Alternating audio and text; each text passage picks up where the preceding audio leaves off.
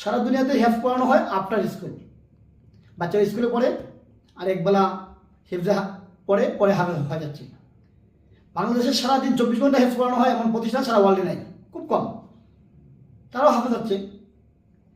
সম্প্রতি আমরা বেশ ভালোভাবে লক্ষ্য করছি বাংলাদেশে বেশ কিছু ইংলিশ মিডিয়াম স্কুল, ইংলিশ মিডিয়ামে পড়ে ভালো ইংরেজি জানার পরে, অঙ্ক জানার পরে, বিজ্ঞান জানার পরে বাচ্চারা হাফেজ হয়ে যাচ্ছে। এর মানে কি, যে চেষ্টা করলে সম্ভব।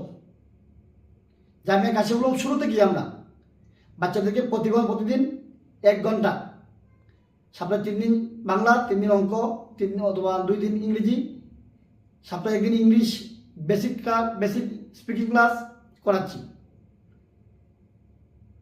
পাশাপাশি প্রতিদিন আমার নিজের লেখা এই বইটি 5 শতাধিক শব্দার্থে আল কোরআন, প্রতিদিন একটা বাচ্চাকে আমরা সকালবেলা মস্কের পরে 5টা শব্দ শিখাই। বাচ্চাদের জন্য এটা অনেক আনন্দের বিষয়।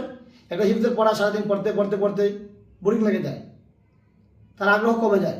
তো এর মধ্যে অন্য কিছু বিষয় একটু পড়ালে তার আগ্রহটা বেড়ে যায়, আনন্দ পায়। তো প্রতিদিন সে কোরআনের 5টা ওয়ার্ড শিখে 1 বছরে এই বাচ্চাটা অথবা কোরআন শরীফ শেষ করতে পুরো কোরআনের অধিকাংশ শব্দ অর্থ সে মুখস্থ করে।